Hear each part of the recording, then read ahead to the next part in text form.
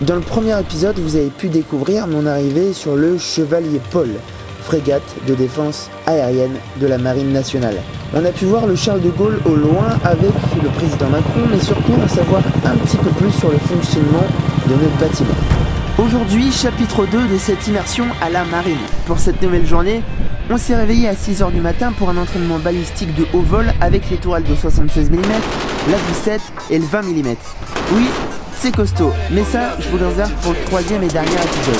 Aujourd'hui, on se consacre à une opération spéciale avec les marins qui sont tous formés à la lutte incendie. Là aussi, ça va être rock'n'roll. Il y a un truc trop cool, c'est que, bon, quand on démarre, le clairon sonne à 7h30 et en fait à chaque fois, ils mettent une musique de leur choix. Donc là, on a Ed Sheeran. Moi, je me serais bien réveillé sur ACDC, tu vois. ACDC. Je te reconnais bien. Ah, on va manger. Deuxième petit déjeuner sur le bateau. Aujourd'hui, on a la chance d'avoir du pain frais fait par le boulanger.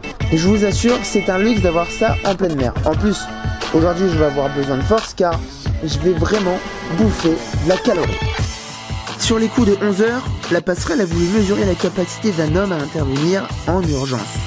Objectif, se mettre en position et être prêt à défendre le bâtiment avec une mitrailleuse le plus rapidement possible. Résultat, c'est beaucoup trop rapide.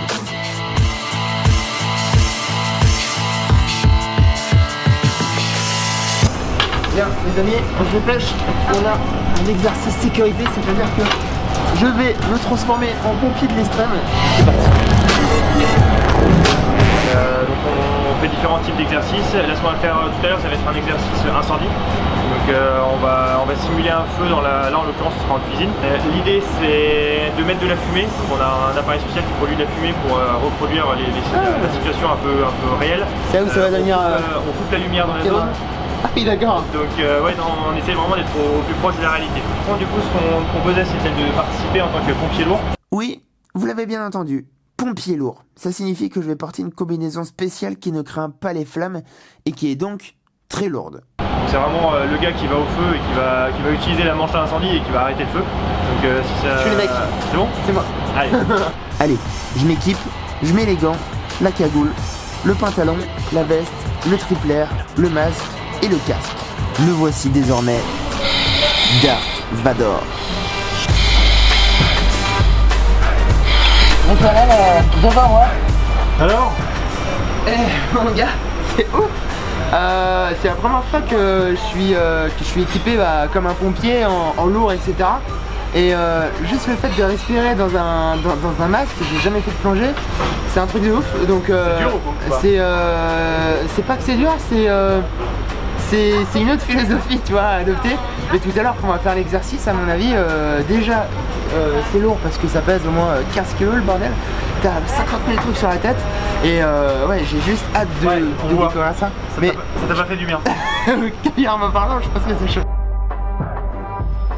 Allez, fini de plaisanter, je vais vous montrer à quoi ressemble un exercice incendie dans une frégate de la Marine nationale.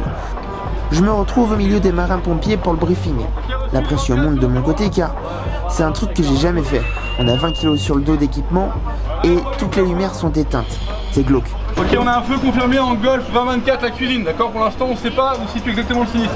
L'I2 est encore en train de travailler. D'accord, votre mission c'est de guetter un sinistre, on attend que la force soit stoppée, pareil, j'ai pas d'informations. Donc vous équipez, vous allez dans la porte de la cuisine, vous attendez mon top intervention. Maintenant l'attaque elle est parée à nos pieds. Allez c'est parti, on s'équipe. Allez, on met le masque. Mehdi! Ouais. Le feu il est sur la sauteuse.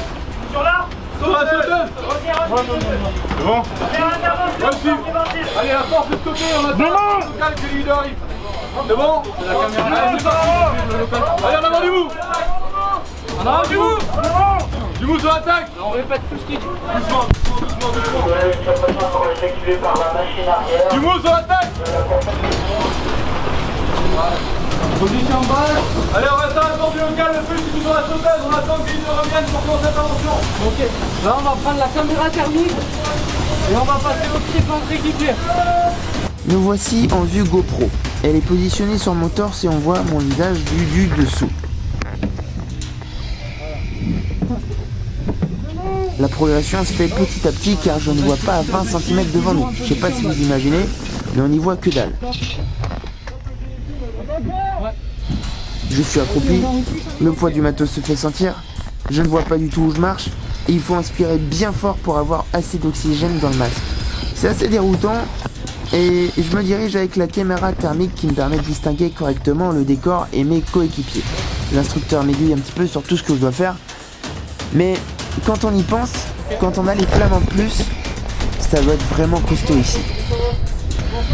C'est bon, là on peut voir s'il y a au fond là, on voit qu'il y a un couloir, on voit s'il y a des blessés ou pas. Et là en tant que chef, on peut pouvoir se déplacer un petit peu. Là on voit qu'il y a des petits renfoncements. Ok, là il n'y a personne. L'exercice qu'on est en train de faire se rapproche à peu de choses près des conditions réelles. Tout est mis en place pour recréer cet environnement qui, pour ma part, est très difficile à appréhender. L'origine du soi-disant feu est dans la cuisine. Il faut donc que l'on pénètre dans cette zone pour atteindre l'objectif.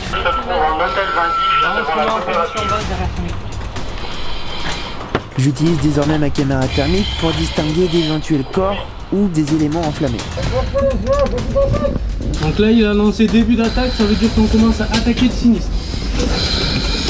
Alors là un exercice, forcément on voit qu'on a quand même très chaud. Là à l'intérieur de la tenue, la chaleur n'est pas encore présente dans le local. Donc le jour J il fera encore plus chaud. Ici la chaleur de ouf. C'est vrai. Bon, si vous m'entendez, c'est une expérience assez hors du commun. En fait, c'est vachement impressionnant parce que là, quand on est dans des combinaisons comme ça, c'est la combinaison de ceux qui vont vraiment affronter le feu. La simulation qu'on a faite, on nous a envoyé du feu, enfin de la fumée bien comme il fallait, je voyais pas le mec devant moi. C'est hyper difficile d'évoluer. Moi j'avais une caméra thermique en tant que chef de groupe. Et l'objectif c'était localiser le feu, localiser s'il y avait des victimes, etc. Et là on attend les heures pour repartir de l'avant. Et c'est une expérience de ouf. Mon travail est désormais fini. Notre équipe passe le relais à une autre car ça fait 15 minutes qu'on intervient et les conditions sont extrêmement difficiles à tenir. Le matos est lourd, il fait chaud et on perd forcément en efficacité. Bon, là, on a terminé l'opération, on fait maîtriser. Là on rentre ici et on va se reconditionner, on va se enlever sa tenue, enlever le matériel. Je viens de sortir la combinaison, regardez juste. J'en peux plus, je suis en train de suer comme je ne sais pas quoi. En fait c'est impressionnant parce que je suis resté peut-être même moins de 10 minutes je pense dans la combinaison. Ah ouais, t'es bien resté un quart d'heure. Un quart d'heure.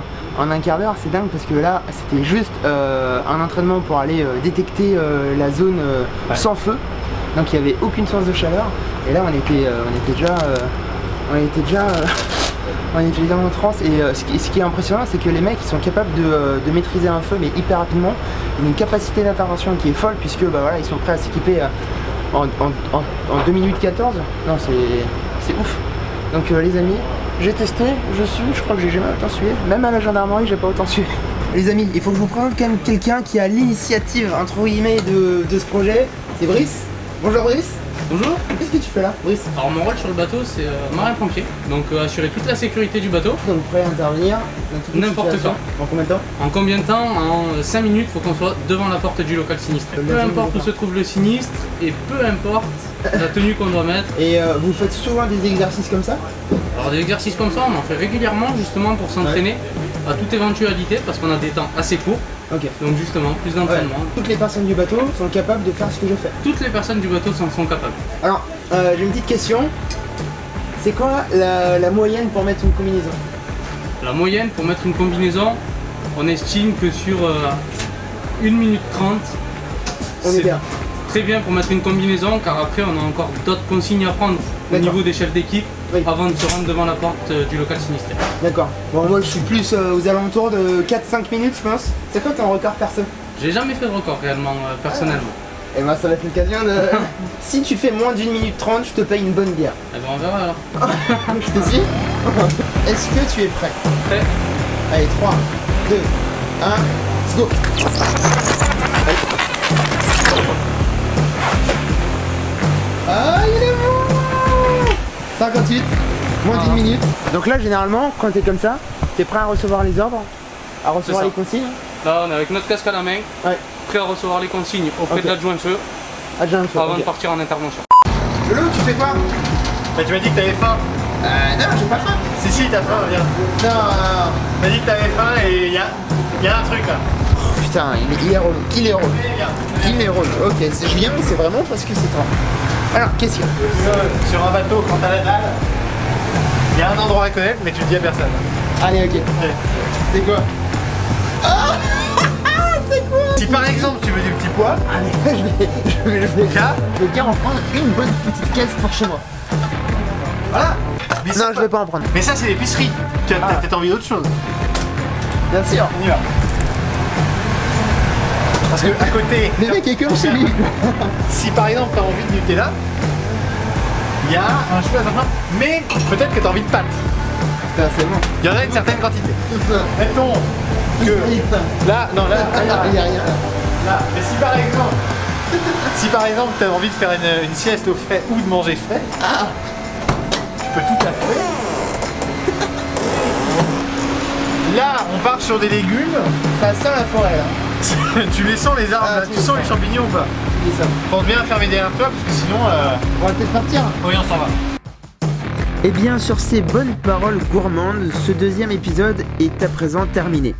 J'espère vivement que vous avez kiffé. Si c'est le cas, manifestez votre contentement par un petit pouce vers le haut. Et surtout, abonnez-vous pour ne pas louper le troisième et dernier épisode qui va être sous le signe du tir. Bonne journée les amis, à bientôt, salut.